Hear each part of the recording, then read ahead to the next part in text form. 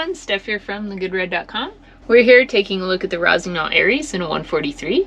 This is an all-mountain freestyle board. It's a directional twin that is pretty fun to take all over the mountain in both park and all-mountain terrain alike, and would be good for an intermediate to advanced rider looking for a playful all-mountain board that can feel pretty consistent all over the mountain. So let's talk a little bit about the Airis.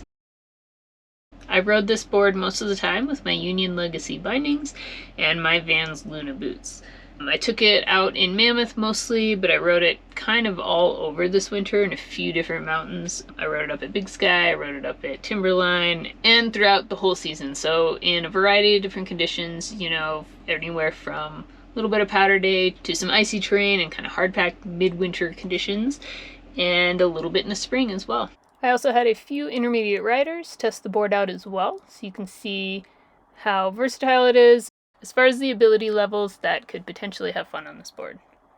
It is a directional twin, so it is slightly directional, but it's mostly a twin board. You don't really notice the directional ride to it when you're riding normal, but you're able to ride it switch, and the slight bit of directional ride helps a tiny bit in powder and just, you know, overall all-mountain riding. So this board comes with a medium flex. It's a 5 out of 10 flex. And this keeps the board feeling nimble and a little bit playful, but also keeps it a little bit stable as well and gives it good energy in turns without having to ride it super fast or in an aggressive way. So it would be good for that intermediate to advanced rider, or just someone who's looking for a somewhat mellow all-mountain board. The Camber Profile comes with Rossignol's Amtech all-mountain profile, which is 50% camber and 50% rocker. So you get positive camber almost to the bindings, kind of in between the feet, and then you get rocker on the nose and the tail. This keeps the board feeling engaged with the snow. It gives it energy from turn to turn. It gives it nice pop and ollies and some stability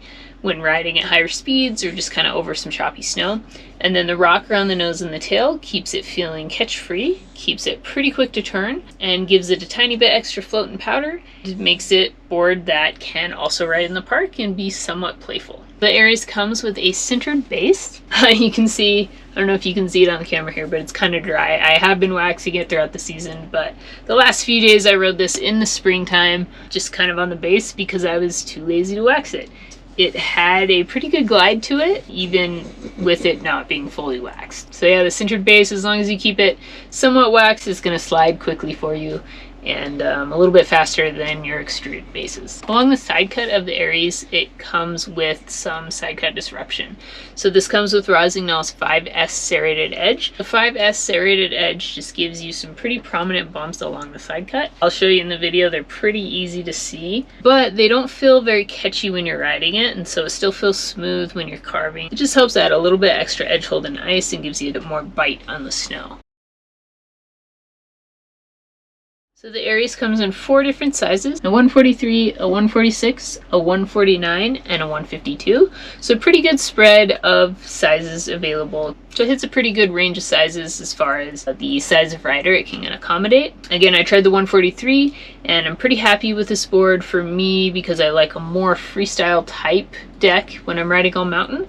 If I wanted it to be a little bit more of an all mountain board, I could size up to the 146, and I feel like that would be a good board if I was looking for more of an all mountain, a little bit more stability, a little bit more speed, and even a little bit more length for powder days. On the steeps, the Airis feels good. I like this on steeps. I had a lot of fun with it. It's definitely not a board that I can push quite as hard as I can if I'm riding, say, the Rossignol After Hours or the Rossignol Diva. I can push those boards a bit harder. This one, again, it's kind of like that medium sendy type board, but it can definitely handle. So it has good connection to the snow. It has a decent amount of positive camber so that you get energy from turn to turn. You get added stability in the steep terrain, and the rocker just keeps it turning quickly and keeps it feeling maneuverable. So good for steep terrain, but in kind of a medium mellow way, if that makes sense. Likes a medium radius turn. It's not a large radius straight liner type board, and so you will have to turn down the steeps and kind of keep the speed at a medium to fast range. Off piste, I really like this board off piste. Again, it's quick to turn. It's versatile in how it maneuvers, it feels good, but it's still kind of medium sendy. And so it's definitely nimble enough to turn through trees in tight spots, through moguls. It's quick to turn, it has a pretty good amount of stability, but I would still say it's kind of like a medium amount of stability when the snow gets really bumpy or chundery, or you're trying to like straight line over a bunch of crud. And you will have to absorb it a bit because it has more of that 5 out of 10 flex. It's kind of more of that mellow all mountain board, but definitely versatile enough to ride in basically any terrain. On Groomers, pretty fun on Groomers. Again, it's more of a medium radius turner. It likes to ride at a medium fast speed. You can pick up the speed a little bit on the Groomers because you're not going to be hitting any bumps or anything like that, but more of, it's kind of like 50-50 in between skidded turns and carved turns. Carved turns are fun. You could definitely carve on this board, but it's not a carve specialist. And skidded turns are also fun. Pretty easy to skid the turn because it's not super locked in because you get that rocker on the nose and the tail. And the medium flex allows the board to twist pretty quickly, so it's fast edge to edge. Takes medium amount of effort to kind of maneuver and manipulate around, but pretty fun on Groomers. More of that freestyle all mountain type deck. You can find some side hits and do a little buttering as well. So pretty versatile all mountain board that you can ride in a variety of different ways, but again, more of like that medium fast speed. It's not an extremely damp board, but it's kind of in that medium range. In the park, this board is versatile to take all mountain, you know, top to bottom laps, ride through the steeps, ride through the Groomers, and then hit the park at the bottom. It has a good amount of pop, it's easy to ollie, it's friendly enough to hit some jibs on as well. I would say this is more for that intermediate rider in the park, but you know, it's friendly enough that you could probably learn on it as well. It's not an extremely aggressive board. It's pretty playful. Friendly enough to plan some jibs, hit some medium jumps on, would be good in the half pipe. You know, it's not an extremely stable board. It still is that 5 out of 10 flex, but it has a good amount of edge hold and it has a good amount of pop. Not a half pipe specialist board, but enough to kind of get in there and dabble around. Again, switch, it is a directional twin, but riding it switch feels great, so it's fun to take off switch and land switch and stuff like that. Buttering is kind of a medium to medium easy to butter because it does have a good amount of rocker. It's not an extremely stiff board. It takes a little bit more effort than like say the Mirakai from Rossignol, which has a softer flex and even more reverse camber on it. So yeah, kind of like that all mountain dabbler. It's pretty good at a lot of things.